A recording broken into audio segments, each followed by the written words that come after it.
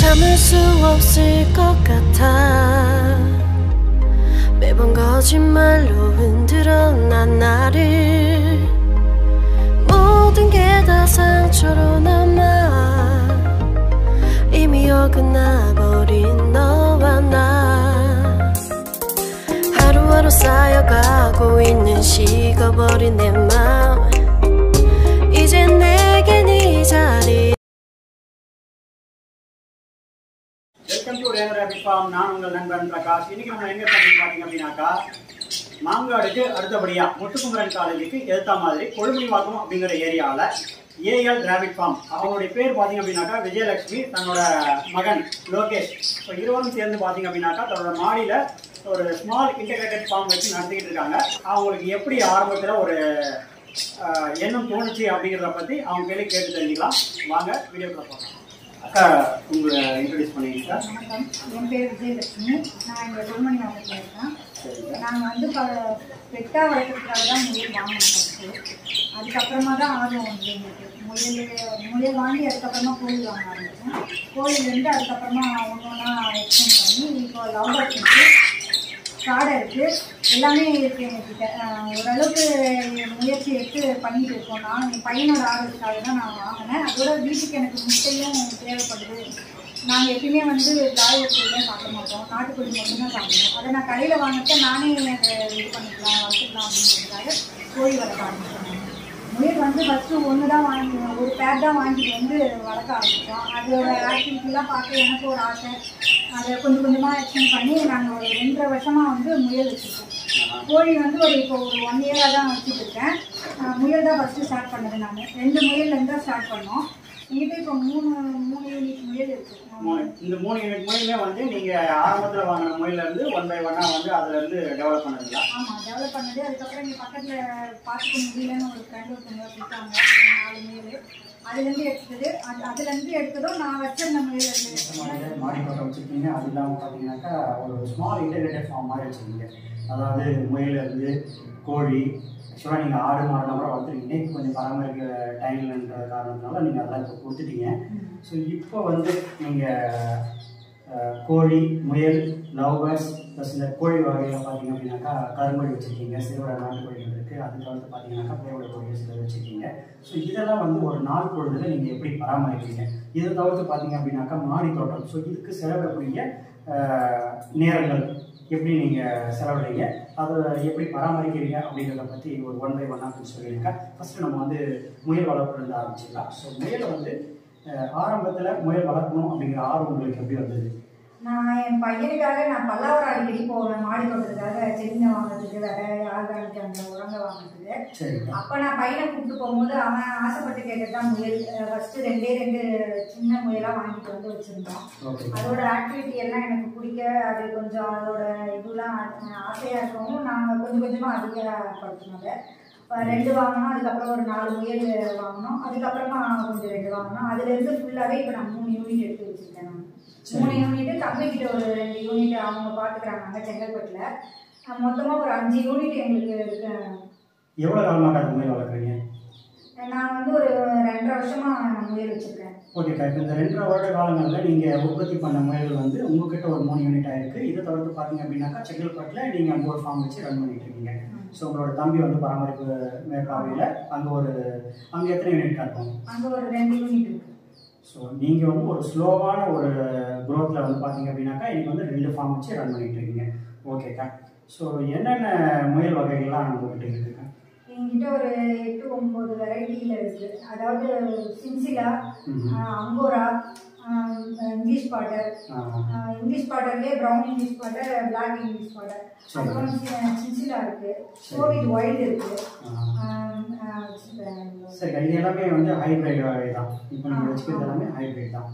Okay sir, இப்போ இந்த முயலுக்கு நீங்கள் செலவிடக்கூடிய நேரங்கள், ஸோ அதுக்கு தீவனம் முறை என்னென்ன தீவனம் தான் கொடுப்பீங்க? தீவனம் நான் மில்லட்ஸ் கொடுக்குறேன் காலையில். ஈவினிங்கில் பசுந்தீவனம் கொடுக்குறோம். பாஸ் பண்ணுவோம். வாழை இலை, கோசை இலை, காலிஃப்ளவர் இலை, கல்யாண முருங்கை இலை, சவுண்டு, இது எது கிடைக்குதோ அதை ஈவினிங் டைமில் நான் கொடுத்துக்கிறேன். காலையில் ஃபில்லட்ஸ் கொடுக்கறதுக்கு முன்னாடி நான் மாடி தோட்டத்துலேயே இருக்க துளசி, அருகம்புல், வேப்ப இலை, ஆடாதோட கற்பூரவள்ளி எல்லாமே அது வந்து கொஞ்சம் நான் மெடிசன் இருக்கட்டும் அப்படின்னு சொல்லிட்டு அதை காலையில் கொடுத்துட்றேன். எந்த நோயும் அப்போ எனக்கு அதிகமாக வராத இருக்குது. நல்லதாக பார்த்தீங்க அப்படின்னாக்கா ஆர்கானிக் முறையில், அதாவது இப்போ ஒரு விவசாயம் சார்ந்த எந்த ஒரு தொழில் செஞ்சாலும் அதை வந்து நம்ம ஒரு மூலிகை தன்மையோடு அதை வளர்க்கணும் அப்படின்னு பார்த்தீங்க அப்படின்னாக்கா ஒரு கிராமப்புறங்களில் இருக்கக்கூடிய மூலிகை செடிகள்லாம் வந்து அதை போடுறது மூலமாக பண்ண முடியும். இப்போ நீங்கள் வந்து சென்னையில் இருக்கிறதுனால, சென்னையில் நீங்கள் ஒரு வீட்டு மொட்டை மாடியில் மாடி தோட்டம் வச்சு அமைச்சதன் காரணத்தினால இப்போ உங்களுக்கு இந்த மூலிகைகளை நீங்கள் சேர்த்து வளர்க்கறது மூலமாக இந்த முயல்களுக்கும் நீங்கள் கொடுக்குறீங்க. ஸோ இதனால் உங்களால் வந்து ஒரு ஆர்கானிக் முறையில் ஒரு முயல் வளர்ப்பில் ஈடுபடுறதுக்கு இது ஒரு முக்கிய காரணமாக இருக்கீங்களா? ஓகேக்கா, சரிக்கா. இப்போ பொதுவாக வந்து ஒரு முயலுக்கு என்னென்ன டிசீஸ்க்கா வரும், இதை வந்து நீங்கள் எப்படி கையாளுறீங்க? முயலுக்கு வந்து முக்கியமாக வர்றது சொறி பிரச்சனையும் கழிச்சல் பிரச்சனையும் தான் வரும். நாங்கள் வந்து அந்த பூண்டு வந்து அடுக்குமுறையில் வச்சுருக்கிறதால யூரின் வந்து கீழே தேங்காது, அதனால வந்து சொறி பிரச்சனை அதிகமாக வராது. நான் வரதுக்கு முன்னாடியே காலையில் அந்த துளசி, நாத்தங்காய் இலை, கொய்யா இலை எல்லாமே கொடுத்துறதால எனக்கு அவ்வளோவா சொறி பிரச்சனையும் வராது, கழிச்சல் பிரச்சனையும் வராது. அப்படி வந்துச்சுன்னா நான் வந்து சொறி வந்ததுன்னா அதுக்கு மஞ்சளும் வேப்ப எண்ணெயும் கலந்து அந்த தண்ணி அந்த இது மேலே தடவிட்டா அது அப்படியே கொட்டிடும். நான் அது இல்லாத வந்து தண்ணி வைக்கும் போது வந்து நான் அதில் மஞ்சள் பொடி போட்டு தான் வைக்கிறேன். அது வந்து ஒரு ஆன்டிபயோட்டிக், மஞ்சள் ஆன்டிபயோட்டிக்ன்றதால அதுவும் கொஞ்சம் உடம்பு உள்ளாரையும் ஊறி அது நோய் எதிர்ப்பு சக்தியை கொடுக்குது. அப்புறம் கழிச்சல் பிரச்சனை வந்ததுன்னா அதுக்கு வந்து நான் தென்னை ஓலையிலேருந்து அந்த ஈர்க்கு எடுத்துட்டு அந்த இலை கொடுக்குறேன், கொய்யா இலை கொடுக்குறேன், வாழை இலை கொடுக்குறேன். அதனால வந்து கழிச்சல் பிரச்சனையும் அதிகமாக வர்றது இல்லைங்க. சரிங்க. இப்போ இந்த முயலுக்கு வைக்கக்கூடிய தண்ணியில் வந்து நீங்கள் வந்து இந்த மூலிகை சம்பந்தமான சில செடிகள்லாம் வந்து நீங்கள் கலந்து வைக்கிறேன்னு சொன்னீங்க. இதை வந்து எப்படி காப்பீங்க? வாரம் ஒவ்வொரு நாளைக்கு ஒவ்வொரு மூலிகை செடிகளை நீங்கள் காய்ச்சி வடிகட்டி அந்த தண்ணியில் கலந்து வைப்பீங்களா, இல்லைனாக்கா ஒட்டுமொத்தமாக எல்லா செடிகளையுமே போட்டு கலந்து வைப்பீங்களா? அதாவது எப்படின்னா ஒரு நாளைக்கு மஞ்சள் பொடி போட்டு வைக்கிறோம். நம்ம வெயில் காலத்தில் வந்து அதுக்கு தண்ணியில் கலந்து வைக்கணும் அப்படின்றது இல்லை. நான் அப்படியே காலையில் வெறும் வயிறாக இருக்கும்போது காலையில் இருந்த உடனே ஒரு இலை பிடிச்சி ஃப்ரெஷ்ஷாக அப்படியே போட்டுறா அது சாப்பிடுது. இப்போ மழை நாள்ன்றதால மழையில் வந்து அது நான் ஈரத்தோடு அதை பறித்து போட முடியாது, பனி பட்டிருக்கோம், அதனால் நான் போட முடியாதுன்றதால ஒரு நாளைக்கு துளசி, ஒரு நாளைக்கு ஆடாதோட, ஒரு நாளைக்கு வேப்ப கொழுந்து, என்கிட்ட சிரியானங்க அந்த இருக்குது, அதுவும் ஒரு நாளைக்கு ஒன்று போட்டுட்டு அதோட வந்து தண்ணி மிக்ஸ் பண்ணி கொஞ்சம் கதனையும் அதுக்கு நான் வச்சிடுறேன். அப்படி இல்லை அப்படின்னா வாரத்தில் ஒரு நாளோ 2 நாளோ எல்லாமே எல்லா இலையுமே போட்டு மஞ்சள் பொடி, ஜீரகம், மிளகு போட்டு காய்ச்சி அதை வந்து எல்லாத்துக்குமே கோழிக்கு, முயலுக்கு, காடைக்கு எல்லாத்துக்குமே நான் அதுலேயே வச்சிடுறேன். லவ் பேர்ட்ஸ் கூட நான் அந்த தண்ணி வைக்கிறேன். அப்போ வந்து அதுக்கு நோய் எதிர்ப்பு சக்தி கொஞ்சம் கூட இருக்கும் அப்படின்னு சொல்லிட்டு. சரி, ஓகேக்கா. இப்போ முயலை பொறுத்த வரைக்கும் பார்த்தீங்க அப்படின்னாக்கா பொதுவாக எல்லா ஃபேமிலியும் போன உடனே ஒரு இந்த அமோனியா கண்டென்ட், இந்த அமோனியா ஸ்மெல் வரும். ஏன்னா முயலோட யூரினை பொறுத்த வரைக்கும் பார்த்தீங்கன்னா அமோனியா கண்டென்ட் அதிகமாக உள்ள ஒரு பிராணி. ஸோ அதில் இருந்து வரக்கூடிய ஸ்மெல் பார்த்தீங்கன்னா ரொம்ப நெடி தூக்குற மாதிரி இருக்கும். உங்கள் ஃபார்முக்கு நான் என்ட்ரா பண்ணும்போதே பார்த்தேன், அந்த மாதிரியான ஸ்மெல் இல்லை. இப்போது இந்த அடுக்குமுறையில் கூண்டினுடைய அமைப்பு பார்த்தீங்க அப்படின்னாக்கா ஒரு கார்னரில் வந்து ஒரு டப் வச்சு அதோட யூரின் வந்து கலெக்ட் பண்ணுற மாதிரி இருக்கும். ஸோ இந்த மாதிரி கலெக்ட் பண்ண யூரின் வந்து ஒரு டாய்லெட், ஒரு அவுட்லெட்டில், ஒரு போகக்கூடிய அவுட்லெட்டில் வந்து எப்பவுமே ஊற்றிடுவோம். ஆனால் நீங்கள் பண்ணியிருக்கக்கூடிய செட்டப் பார்த்தீங்க அப்படின்னாக்கா இதிலேருந்து ஜாயின் பண்ணி நீங்கள் பிவிசி ஒரு ப்ளம்பிங் மூலமா பிவிசி லைன் மூலமாக எடுத்துகிட்டு போயிட்டு டேரெக்டாகவே நீங்கள் வந்து ஒரு ட்ரெயினோட அவுட்லெட்டில் கனெக்ட் பண்ணி கொடுத்துருவீங்க. ஸோ இதன் மூலயமா ஸ்மெல்லுங்கிறது சுத்தமாக இல்லை அப்படின்றது தான் நான் நினைக்கிறேன். ஓகேக்கா, இது வந்து உங்களுடைய வேலைப்பாடு வந்து ரொம்பவே குறைச்சிருக்கும் அப்படிங்கிறது என்னோட வேலைப்பாடுக்கும் குறையுது. அதனால வந்து வேற யாரும் அக்கம் பக்கத்துல எதுவும் சொல்லிடக்கூடாது இல்லையா? நாங்க வந்து எதுவும் அந்த யாரும் இந்த மாதிரி யாரும் வச்சு நடக்கல. அது ஒரு எனக்கு ஒரு பிரச்சனையா வரக்கூடாது, அதனால என்னோட இது பாதிக்கப்படணுமோ அப்படின்ற காரணத்துக்காகவே நான் வந்து அதை எப்படி சுத்தமா வச்சுக்கணுமோ, அடுத்தவங்களுக்கு ஸ்மெல் வராத பார்த்துக்கணும் அப்படின்றதுக்காகவே மோஸ்ட்லி நான் க்ளீனாக வச்சுக்கணும் அப்படின்னு நினைக்கிறேன்.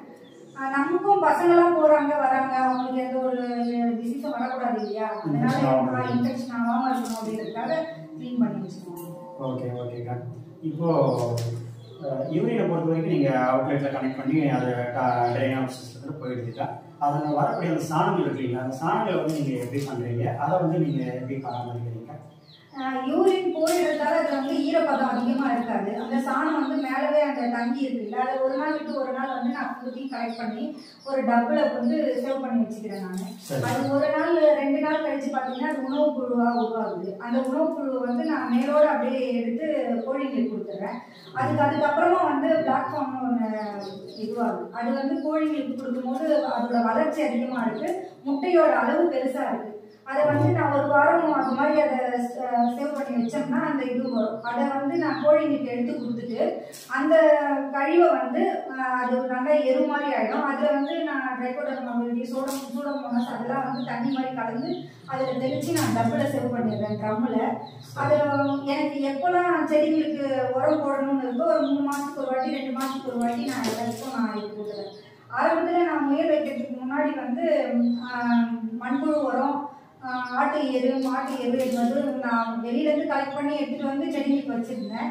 இப்போ நான் முயல் ஃபார்ம் வைக்க ஆரம்பிச்சதும் எல்லாத்தோட கழிவை நான் சேர்த்து நானே வந்து இப்போ தயாரிச்சுக்கிறேன். யாராவது கேட்குறவங்களுக்கும் நான் வந்து அதை ஒரு எருவாக நான் சேல்ஸ் பண்ணுறதுக்கும் எனக்கு அதுலேருந்து ஒரு வருமானம் வர மாதிரியும் இருக்குது. கண்டிப்பாக. இப்போ உங்களை மாதிரி மாடி தோட்டம் அமைச்சு அதை பராமரிக்கிறவங்களுக்கு எரு வந்து ஒரு பெரிய தட்டுப்பாடாகும். ஸோ அந்த மாதிரியான இல்லத்தரசிகளுக்கு உங்களால் முடிஞ்ச அந்த எருவை வந்து நீங்கள் உற்பத்தி பண்ணி கொடுக்குறீங்க. ஸோ இதன் மூலமாக உங்களுக்கு வந்து அந்த கழிவுகளை அகற்றுறதுக்கு உண்டான ஒரு வாய்ப்பாக அமைஞ்சிடுது. நான் அதை வெளியே வந்து வேஸ்ட்டும் பண்ணலை, நானும் யூஸ் பண்ணிக்கிறேன், வெளியில் கேட்குறவங்களுக்கும் கொடுக்குறேன். கண்டிப்பாக உங்களோட மாடி தோட்டத்துக்கு தேவை போக மீதம் உள்ளதை வந்து நீங்கள் வெளியாட்களுக்கு கொடுக்குறீங்க. சரி, ஓகேக்கா. ஸோ இந்த முயல் வளர்ப்பில் வந்து இப்போ சமீப காலமாக பார்த்தீங்க அப்படின்னாக்கா அதனுடைய விற்பனை வாய்ப்பு கொஞ்சம் தொய்வு ஏற்பட்டிருக்குது அப்படிங்கிறது என்னோட கருத்து. ஸோ என்னோட கருத்து மட்டும் இல்லை, நிறைய பேருக்கு முயல் வளர்க்க நண்பர்கள் வந்து நிறைய பேருக்கு இது ஏற்படக்கூடிய ஒரு பிரச்சனையாக தான் இருக்குது. ஸோ இப்போது ஏற்பட்டக்கூடிய தொய்வு வந்து எதனால் இருக்கும்னு நீங்கள் நினைக்கிறீங்க? இப்போ வந்து இந்த மழையில் வந்து நிறைய சேல்ஸ் இல்லை, அங்கங்கே எல்லாருக்கிட்டையுமே வந்து குட்டி, ஆனால் சேல்ஸ் இருக்குன்னு போய் சொல்கிறதுக்கும் அவங்க வந்து எங்ககிட்டயே இருக்குது அப்படின்ற இதுவில் தான் இருக்குது. இப்போ மழை அதிகமாக இருக்கிறதால இந்த ஒரு 1.5 மாதமாக வந்து சேல்ஸ் கம்மியாக தான் இருக்குது. பெட் ஷாப்லேயும் அவ்வளோவா எடுக்கிறது இல்லை. ஃபார்மை வந்து டெவலப் பண்ணணும்னு நினைக்கிறவங்களும் மழையை கழிச்சு அதுக்கப்புறமா பார்த்துக்கலாம் அப்படின்னு கொஞ்சம் இடைவெளி விட்டதால அவங்கவுங்க கிட்ட குட்டி நிறைய தேங்கியிருக்கு, என்கிட்டயும் அப்படிதான் இருக்கு. சரிங்க. இப்போ இதை வந்து நம்ம எப்படி சரி செய்யலாம் அப்படின்னு பார்த்தீங்கன்னாக்கா கண்டிப்பாக ஒரு அடுத்த இந்த காலகட்டத்தில் பார்த்தீங்கன்னா கொஞ்சம் மேட்டிங் விடுறதை தவிர்த்து கொஞ்சம் வந்து ஸ்டார்ட் பண்ணிக்கலாம். ஏன்னா பொதுவாக பார்த்தீங்கன்னாக்கா இந்த முயல் வளர்ப்பில் பார்த்தீங்க அப்படின்னாக்கா இந்த சூழல், அதாவது ஒரு July, August, September, October, November அதுலேருந்து பார்த்தீங்கன்னாக்கா மார்ச் மாதம் வரைக்கும் கொஞ்சம் ஈடு வந்து நல்லா இருக்கும் முயலை பொறுத்த வரைக்கும். ஏன்னா அதுக்கு தகுந்த ஒரு சீதோஷ நிலை நிலவரது அப்படிங்கிறதுனால அது வந்து கிடைக்கக்கூடிய ஈடு வந்து அதிகமாகவே இருக்கும். ஆனால் நமக்கு பருவமழை இந்த சமயம் தான் வந்து அதிகமாக பொழிஞ்சிருக்கு அப்படிங்கிற ஒரு கண்ணோட்டத்தில் பார்த்தீங்க அப்படின்னாக்கா நம்மளால் விற்பனை வாய்ப்பு அப்படிங்கிறது கொஞ்சம் குறைவாக இருக்குது. ஸோ இந்த சமயத்தில் தேவைக்கூடிய இந்த முயல் குட்டிகளை வந்து எப்படி தவிர்க்கலாம் அப்படின்னு பார்த்தீங்கன்னா, ஒன்று நம்ம இட வசதி இருக்கக்கூடிய நண்பர்கள் வந்து அதை வந்து ஸ்டாக் பண்ணி பேரண்ட் ஸ்டாக்காக விற்கலாம். இல்லைனா ஒரு செமி அடல்ட்டாக அடுத்த ஃபார்மர் வந்து அடுத்த ஒரு ஃபார்ம் ஸ்டார்ட் பண்ணுறவங்களுக்கு கொடுக்கறதுக்கு அப்போ வந்து ஒரு மேம்பாடு, ஒரு விலை உயர்த்தி கொடுக்கறதுக்கு ஒரு வாய்ப்பாக அமைச்சிக்கலாம். இல்லை எங்கிட்ட இட வசதி இல்லை அப்படிங்கிறவங்க இப்போ கிடைக்கக்கூடிய ஈல்டை வந்து நம்ம குறைக்கிறதுக்கு மேட்டிங் விடாமல் தவிர்க்கிறது நல்லது. இதுதான் இப்போ இருக்கக்கூடிய சூழல் இல்லைங்களா? நான் வந்து இப்போ மேட்டிங் நிறுத்தி தான் வச்சுருக்கேன். ஓகேக்கா. இதுக்கு முன்னாடி நீங்கள் வந்து சேல்ஸ் பொறுத்த வரைக்கும் ஓரளவுக்கு ஸ்ட்ரகிளிங் இல்லாமல் உங்களால் முடிஞ்ச அளவுக்கு விற்பனை போய்கிட்டு இருக்குது அப்படின்னா? நான் பெட் ஷாப்புங்களுக்கு கொடுத்துருந்தேன். பெட்டுக்கு கேட்குறவங்களுக்கும் நானே வந்து ஓனாக கேஜ் வாங்கி வச்சிருந்து அதுலேயே அவங்களுக்கும் சேல்ஸ் பண்ணிக்கிட்டாங்க. ஸோ நீங்கள் ஹோல்சேலில் வாங்கி வச்சு கேஜ் வாங்கி வச்சுட்டு அதில் எதுவும் பெனிஃபிட் எதிர்பார்க்காம முயல் விற்கிற சேல்ஸ் மட்டும் போதும் அப்படிங்கிறதுனால நீங்கள் அந்த மாதிரி கொடுக்குறீங்க. ஓகே, இதுவும் ஒரு சேல்ஸ் பொருட்களுக்கு அமையுது. ஸோ ஒரு ப்ளஸ்ஸாக ஒரு பாசிட்டிவான விஷயமா உங்கள் ஃபார்மில் பார்த்தீங்க அப்படின்னாக்கா முயல் வளர்ப்பு ஒரு பகுதியாக வச்சு பண்ணிட்டுருக்கீங்க. ஸோ அதை தொடர்ந்து பார்த்தீங்க அப்படின்னாக்கா காடை வளர்த்துட்ருக்கீங்க. இப்போ காடையை வளர்க்குறதுக்கு அதுக்கு உண்டான ஃபுல் செட்டப் வச்சு பார்த்துருக்கேன். ஏன்னா மேலே வந்து ஒரு 50 காடைகள் வளர்க்குற மாதிரியும் அது கீழே வந்து ஒரு 50 காடைகள் வளர்க்குற மாதிரியும் அதுக்கு உண்டான ட்ரிங்கர் வித் ஃபீடர். ஸோ இந்த வடிவமைப்பில் நீங்கள் ஒரு கேஸ் செட்டப் பண்ணிருக்கீங்க. இப்போது உங்கள் எவ்வளோ காடைகள் இருக்குது? ஸோ அதன் மூலமாக கிடைக்கக்கூடிய முட்டை உற்பத்தி எவ்வளோ? நான் வந்து காடை வந்து இப்போ ஒரு 3 மாதமாக தான் ஸ்டார்ட் பண்ணியிருக்கேன். நான் முட்டை வீட்டுக்கு யூஸ்க்காக தான் முதல்ல வாங்கினேன். அது வீட்டு யூஸ் போக வந்து மீதியை வந்து இப்போ நான் சேல்ஸ் பண்ணிட்டு இருக்கேன். இப்போ என்கிட்ட ஒரு 30 காடை கிட்ட நான் வச்சுருந்தேன். இப்போது அதில் வந்து கொஞ்சம் என்னால் அது ஃபஸ்ட்டு எப்படி அதை டெவலப் பண்ணணும், அதை பார்த்துக்கணும் அப்படின்றது எனக்கு தெரியல. அது தொட்டு நான் அது வந்து அது இழப்பு கொஞ்சம் இதுவாகிடுச்சு. இப்போதைக்கு ஒரு 15 காடைக்கு மேலே இருக்குது. ஒரு நாளைக்கு ஒரு 10 முட்டை கிட்ட கிடைக்குது. நான் வீட்டு தேவை போக அதை ட்ரே போட்டு நான் கடைக்கு கொடுத்துறேன். சரிங்க டாக்டர். காடையை பொறுத்த வரைக்கும் தீவன முறை எப்படி ஃபாலோ பண்ணுறீங்க? காடைக்கு வந்து எஸ்கேஎன்ல வந்து லேயர் க்ரம்ஸ்ன்னு இருக்குது. அதுதான் வந்து முட்டை அதிகமாகவும் முட்டை நல்லா ஈல்டு எடுத்துக்கும் கொடுக்குற தீவனம் அப்படின்னு சொல்லிட்டு நான் முட்டை காடை வாங்கின இடத்துலேயே சொன்னாங்க. நான் அதுதான் இப்போ போட்டுட்டு இருக்கேன். அது போடுறேன். அது இல்லாத வந்து முருங்கைக்கீரை ஒரு நாள் விட்டு ஒரு நாள் வந்து முருங்கைக்கீரை கொடுக்குறேன். அப்புறம் வந்து தண்ணியில் வந்து அதுக்கு சின்ன வெங்காயம், பூண்டு, மிளகு, ஜீரகம் எல்லாத்தையும் வந்து அரைச்சிட்டு அந்த தண்ணி அப்படியே அதுக்கு கொடுக்குறேன். அது கொடுக்கும்போது அதுக்கு வந்து நோய் எதிர்ப்பு சக்தி அதிகமாக இருக்குது. சரிங்க. அப்போ காலையில் நான் ஒரு சில ஃபார்மில் போய் பார்த்துருக்கேன். ஸோ என்னோட ஃபார்ம்லேயும் வந்து ஒருத்தர் கேட்டாருன்றதுனால அதை வாங்கிட்டு வந்து ஹோல்டு பண்ணி வைக்கும்போது பார்த்தீங்கன்னாக்கா ஒரு மாதிரி அதனுடைய கட்சியில் வந்து நோயாக நல்ல வழியாக போயிட்டு இருக்குது. ஸோ இந்த மாதிரி சிம்டம்ஸ் வந்தது அப்படின்னாக்கா நம்ம அது நார்மல் சிம்டம்ஸாக இல்லை அப்டாமல் இருக்காது? இல்லை, அது வந்ததுனால தான் எனக்கு இழப்பு அதிகமாச்சு. அது வந்ததுக்கு அப்புறம் தான் அதை என்ன பண்ணலாம் அப்படின்னு சொல்லிட்டு நான் அந்த காடை வாங்கினவங்ககிட்டே கேட்கும்போது தான் எனக்கு அவங்க வந்து சொன்ன இதுதான் அது சின்ன வெங்காயம், பூண்டு அது எல்லாத்தையும் அரைச்சி தண்ணியில் கொடுக்குறதோ அந்த முருங்கைக்கீரை கொடுக்குறதோ அது கொடுத்ததுக்கு அப்புறம் அந்த நுரையா வர அந்த மோஷன் போகிறது நின்று போச்சு.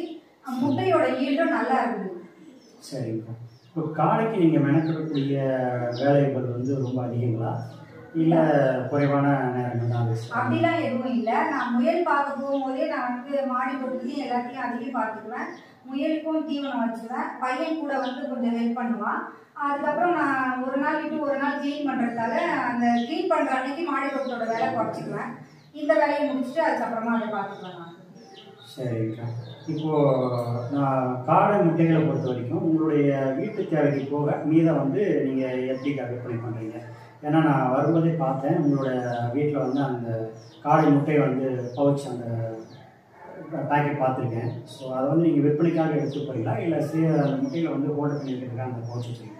நான் அதான் சேல்ஸ்க்காக தான் கடைகளில் சேல்ஸ் போடுறேன். கடை அப்புறம் இந்த சூப்பர் மார்க்கெட்டு அங்கே எடுத்துகிட்டு போய் கொடுத்துட்றேன். அந்த கடையோட ட்ரேவும் வந்து இங்கே சரௌண்டிங்கில் அவ்வளோவா கிடைக்கல. நான் தேடி பார்த்த அளவில் எனக்கு கிடைக்கல. அது ட்ரேவா யாருன்னா அதாவது மொத்தமாக இப்போ நம்ம வெளியில் போய் எடுக்கணும், அந்த இடத்துல தயாரிக்கிற இடத்துல எடுக்கணும்னா வந்து அதை வந்து மொத்தமாக தான் தருவேன்றாங்க. ஒரு 1000 ட்ரே 2000 ட்ரே அந்த மாதிரி தான் தருவேன்னு சொல்லி சொல்கிறாங்க. இப்போ நம்ம இந்த சரௌண்டிங்கில் யாருன்னா முட்டை இந்த மாதிரி என்ன மாதிரி சின்ன அளவில் வச்சு ஒரு அவங்களுக்கு மீதம் அவங்க போக மீதம் இருக்கிறத சேல்ஸ் பண்ணணும்னு நினைக்கிறவங்களுக்கு ஒரு 50 ட்ரே 20 ட்ரே அதுக்கேற்ற மாதிரி நிறைய போட்டு அவங்களுக்காக கொடுக்கலாம் அப்படின்ற இது தான் நான் ட்ரே வந்து மொத்தமாக வாங்கி. என்ன விலைகளுக்காக கொடுக்குறீங்க? இப்போ எத்தனை அந்த ட்ரேல வந்து எத்தனை முட்டைகள் வந்து வைக்கலாம்? ஸோ அந்த ஒரு ட்ரே உள்ள முட்டையை வந்து என்ன அளவுக்கு விலைக்கு கொடுக்குறீங்க? அதோட அந்த முட்டை ட்ரே வந்து 12 முட்டை வைக்கிற மாதிரி ட்ரே தேவைப்போ அதில் ஃபில் பண்ணி நான் கடைங்களுக்கு சூப்பர் மார்க்கெட்டுக்கு ஒரு பேக்கிங் வந்து 45 கொடுத்துட்றேன். அதை 45 ரூபாய்க்கு கொடுத்துட்றேன். 45 ரூபாய்க்கு நீங்கள் விற்பனை பண்ணுறீங்க. மீதமுள்ளதான் நீங்கள் உங்களோட வீட்டு தேவைக்கு பண்ணிக்கிறீங்க. ஸோ இதை வந்து நீங்கள் விரிவாக்கம் பண்ணுறதுக்கு உங்களுக்கு இப்போ ஐடியா இருக்காங்க? ஆமாம், நான் இப்போ சொல்லியிருக்கேன். நான் எடுத்த இடத்துல சொல்லியிருக்கேன். இப்போ ஒரு 50 காடை வாங்கி அதை ஏன்னா நான் ட்ரே வாங்கியிருந்து அதுக்காக தான். நான் இங்கே இந்த சுற்று வட்டாரத்தில் யாரும் இந்த கம்மி ரேட்டுக்கு கொடுக்க ட்ரே கிடைக்கல. நான் பார்த்துட்டு தான் நான் வெளியில் ஆர்டர் போட்டேன். இப்போ ஒரு 25 ட்ரே 30 ட்ரே கேட்குறவங்களுக்கு நான் இப்போ அது கொடுக்கலான்னு இருக்கேன். ஸோ காடை ட்ரேயும் வந்து நீங்கள் முட்டை வைக்கிற காடையும் நீங்கள் விற்பனை பண்ண போகிறீங்க. மேற்கு வந்து இந்த காடை வளர்ப்பை வந்து அதிகப்படுத்துறதுக்கு. ஸோ ஓகேக்கா. காடைக்கு உண்டான தீவனம் வந்து நீங்கள் என்ன அளவில் கொடுக்குறீங்க? இந்த நீங்கள் கொடுக்கக்கூடிய அளவுக்கும் அந்த பொதுவாக காடையை பொறுத்த வரைக்கும் தீவனம் வந்து அதிகமாக எடுத்துக்கணும் அப்படின்னு சொல்லிட்டு நிறைய பேர் கேள்விப்பட்டிருக்கேன். ஸோ இப்போ நீங்கள் கொடுக்கக்கூடிய தீவனங்களுடைய காஸ்ட்டு அந்த முட்டை விற்பனைக்கு உண்டான காஸ்ட்டும் இதை கனெக்ட் பண்ணி பார்க்கும்போது பார்த்தீங்கன்னா உங்களுக்கு ஒரு லாபகரமாக இருக்குங்களா? நான் இப்போதான் ஸ்டார்ட் பண்ணியிருக்கேன்.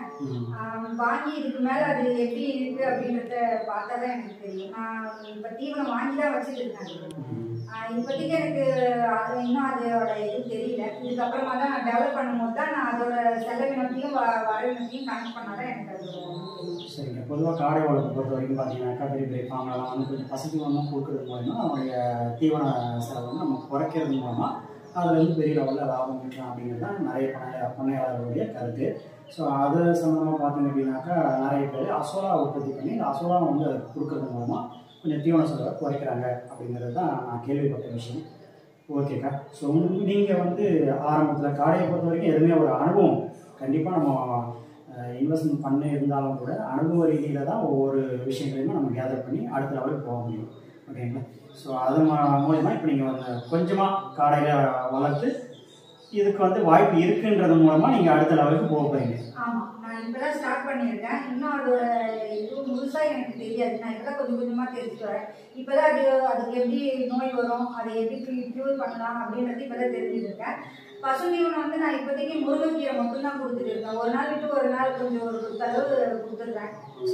அதுக்கப்புறமா தான் இன்னும் பார்க்கணும் எப்படி அதுக்கு என்னென்ன கொடுக்கலான்றத நான் இதுக்கப்புறமா தான் தெரிஞ்சுக்கிட்டு கொடுப்பேன். சரி, ஓகே, சரிங்க. இப்போ அதுக்கடுத்து பார்த்தீங்க அப்படின்னாக்கா உங்களோட ஃபார்மில் நிறைய கோழிகள் பார்த்துருக்கேன்.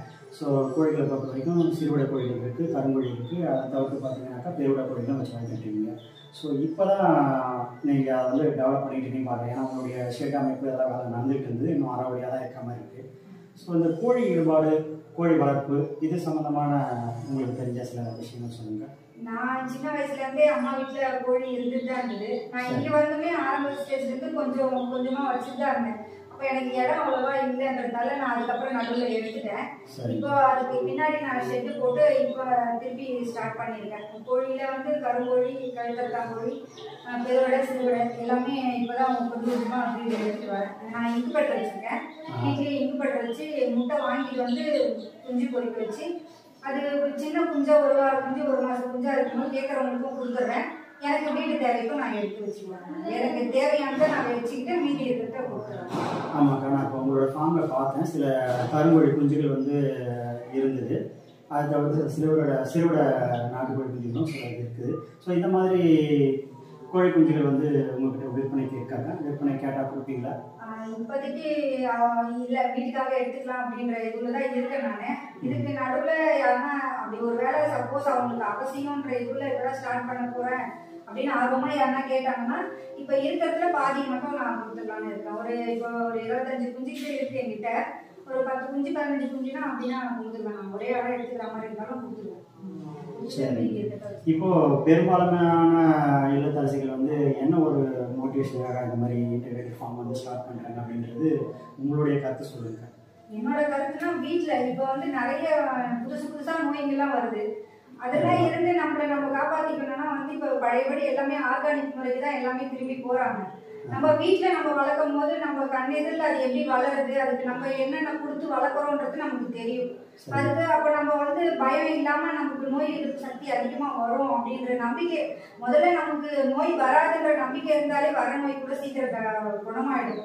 என்னோட இது அதுதான். அதுக்கு நோய் எதிர்ப்பு சக்தி இருக்கணும்னா நம்ம வீட்லேயே வச்சு வளர்க்குறதால நோய் எதிர்ப்பு சக்தி நல்லா இருக்கும்னு நினைக்கிறேன் நான். கண்டிப்பாக உண்மைக்கா. இப்போ பார்த்தீங்கன்னாக்கா கடந்த கால நம்ம முன்னோர்கள்லாம் பார்த்தீங்கன்னாக்கா அவங்களுடைய ஆயுட்காலெல்லாம் வந்து 100, 110 அப்படிங்கிற ரேஷியோ இருந்தது. இப்போ இருக்கக்கூடிய ஜென்ரேஷனுடைய வாழ்நாள் கணக்கெடுத்து பார்த்தீங்க அப்படின்னாக்கா குறைஞ்சிக்கிட்டே தான் வருது. ஸோ அதுக்கு உண்டான காரணம் என்ன அப்படின்னு நம்ம ஆராயும் போது பார்த்தீங்கன்னாக்கா நம்ம மேற்கொள்ளக்கூடிய உணவு முறைகள் தான் ஒரு முக்கிய காரணமாக அமைது. ஸோ அது சம்மந்தமாக என்ன பண்ணணும் அப்படின்னு பார்த்தீங்கன்னாக்கா நம்ம வீட்டில் இருக்கக்கூடியவங்களுக்கு, ஸோ நம்ம வீட்டில் இருக்கக்கூடிய நம்ம ஃபேமிலியை சார்ந்தவங்களுக்கு வந்து உடல் ஆரோக்கியத்தை பேணி காக்கக்கூடிய பெரும்பான்மையான பங்கு எப்படி அப்படின்னு பார்த்தீங்கன்னாக்கா அந்த வீட்டில் இருக்கக்கூடிய இல்லத்தரசி தான் போய் சேருது. ஸோ அதை பொறுத்து பார்க்கும்போது பார்த்தீங்க அப்படின்னாக்கா நீங்கள் வந்து உங்கள் வீட்டு தேவைக்காக போக உங்கள் வீட்டு தேவைக்காக வேண்டி பெரும்பாலும் உங்களுடைய வீட்டு தேவைக்காகவும் உங்களை சார்ந்து இருக்கக்கூடிய பிள்ளைகள், உங்களுடைய கணவர், இவங்களுக்காக வேண்டி நீங்கள் ஸ்டார்ட் பண்ணது இன்னைக்கு உங்களோட தேவைக்கும் மீறி வெளியில் இருக்கவங்களுக்கும் விற்பனைக்கு செல்லலாம் அப்படின்னு சொல்லிட்டு அடுத்த கட்ட நடவடிக்கையாக உங்களோட ஃபார்ம் வந்து விரிவாக்கம் பண்ணிட்டீங்க. நீங்கள் அடுத்த லெவலுக்கு எப்படிக்கா உங்களுடைய ஆம்பிஷன்? அடுத்த லெவலுக்கு நீங்கள் சின்னதாக ஒவ்வொருத்தையும் இன்ஃபர்மேஷனை கேதர் பண்ணி அதன் மூலமா நீங்கள் அனுபவபூர்வமாக ஒவ்வொரு ஜீவன்களையும் வளர்த்து இப்போ அதிலிருந்து உங்களுடைய அனுபவத்தை கற்றுக்கிட்டு அடுத்த லெவலில் என்னக்கா பண்ணலான்னு இருக்கீங்க? என்னோட எய்மே வந்து எனக்கு ஒரு ஒருங்கிணைந்த பண்ணை வைக்கணும் அப்படின்றது தான் என்னோட ஆசையே. என் பையன் வந்து அந்த இதுலேயே தான் போகிறான். அவனுக்கும் அக்ரிகல்ச்சர், அந்த பெட்டு வளர்க்குற இது அதில் தான் ஆர்வம் அவனுக்கு ஜாஸ்தி. நான் அதை சார்ந்த கல்வியை மட்டும்தான் அவனுக்கு கொடுக்கணும் அப்படின்ற இதில் நானும் மைண்ட் செட்டில் இருக்கேன். அவனுமே வந்து அதை முன்னோக்கி தான் போயிட்டு இருக்கான். அவன் அதை சார்ந்த படிப்பு தான் நான் படிக்கணும் அப்படின்ற ஆர்வத்தில் இருக்கான். அவன் அந்த ஆர்வத்தில் இருக்கும்போது எவ்வளோ பேர் அந்த ஆர்வத்தில் இருப்பாங்கன்றது எனக்கு தெரியாது. அப்போ அவனே அதில் இருக்கும்போது அவனுக்கு ஃப்யூச்சரில் அவன் அந்த இதுலேயே இருக்கணும், அவனுக்கு ஒரு ஒருங்கிணைந்த பண்ணி வச்சு கொடுக்கணும், அவனோட தேவைக்கு போக அவனால் ஒரு 4 பேருக்கு அதை கொடுத்து அவங்களும் நல்லா இருப்பாங்க அப்படின்ற இதில் தான் இருக்கேன். கடவுள் எப்போ அந்த இது கொடுப்பாருன்னு எனக்கு தெரியல. அதுக்கு வாழ்த்துக்கள்க்கா. நான் சொன்ன தகவல்லாம் உங்களுக்கு பிடிச்சிருந்ததுன்னா இந்த சேனல் லைக் பண்ணுங்கள், ஷேர் பண்ணுங்கள், சப்ஸ்கிரைப் பண்ணுங்கள்.